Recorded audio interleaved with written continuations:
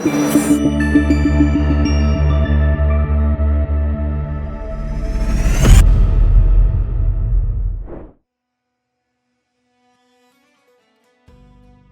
guys, welcome back to Theta Capitals YouTube channel.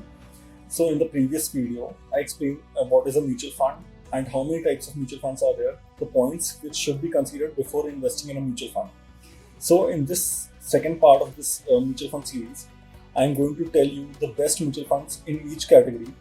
So please note that I am not a mutual fund distributor and I do not have the certification of the same. So please consult your financial advisor before investing or do your own research before investing in any of the mutual funds. So let's begin. So the whole purpose of investing in mutual funds or investing in any securities is just to beat the market returns. And what do I mean by market returns? So market returns means that we should get the returns more than the Nifty 50 returns. So I'm opening a Nifty 50 mutual fund index.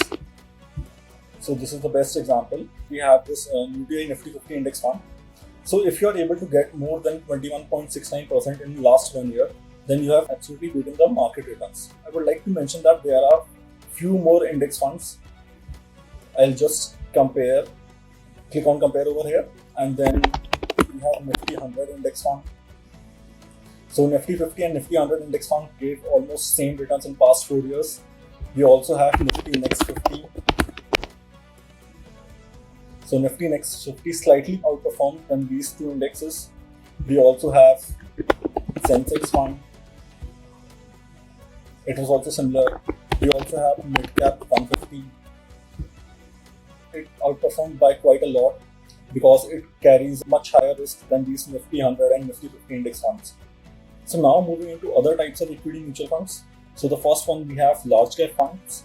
So the best two large cap funds I would recommend is the first one being ICICI Blue Chip Fund, and the second one is IIM Asset Large Cap Fund.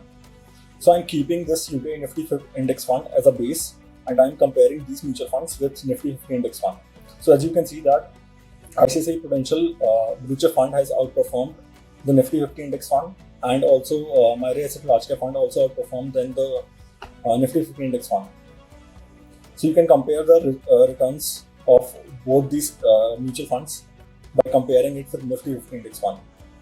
So if you scroll down, you can see the 1 year return, CAGR 1 year return, and you can also check the AUM, and you can check the exit load which we have. So the best thing by investing in UTI Nifty 50 Index Fund is that you have got zero exit load in this. So what I mean by exit load is that, so if you have invested certain amount and if you want to withdraw it within a year, before 365 days, then you won't be charged anything for the redemption of this mutual fund. While if you invest in these mutual funds, Blue Chip Fund and Large Cap Fund, so if you withdraw amount before 365 days, then you would be charged 1% of the invested amount. These were my recommendations for large cap funds. So now moving on to mid cap mutual funds. So the first one is HDFC Mid Cap Opportunities Fund. And the second one I have is Kotak Emerging Equity Fund. So you can see that both these funds have given almost the same returns in past 11 years. So you can invest in either of these funds. Now moving on to small cap mutual funds. So the best two names which I have are Nippon India Small Cap Fund, and the second one is Quant Small Cap Fund.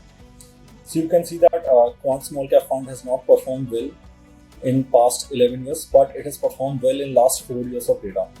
So you can see over here that CAGR 1 year returns for Nippon India Small Cap Fund, it was 53% and it was 62% for Quant Small Cap Fund.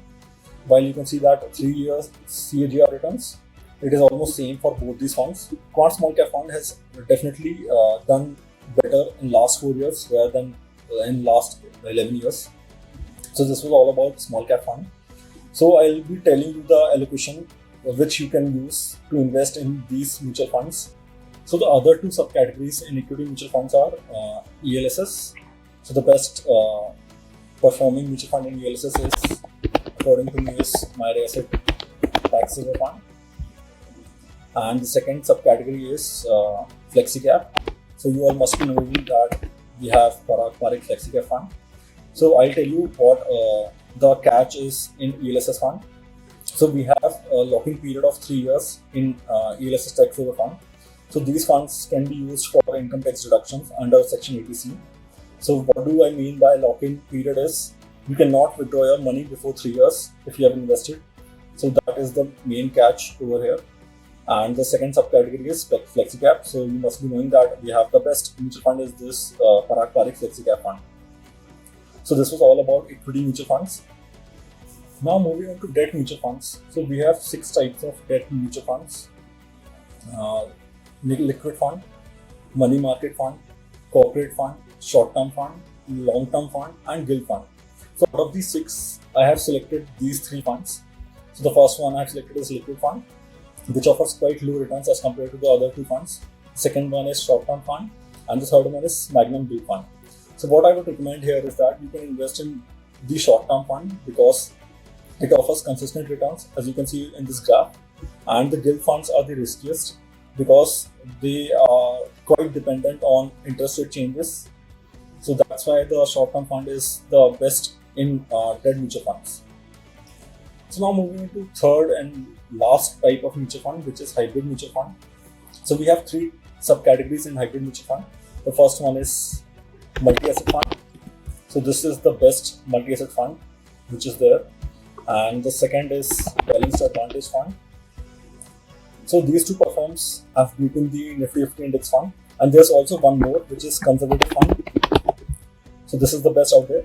So as you can see that SBI conservative hybrid fund has not even outperformed the Nifty 50 index fund. So that's why I would recommend you to invest in multi-asset fund or balanced advantage fund. This one.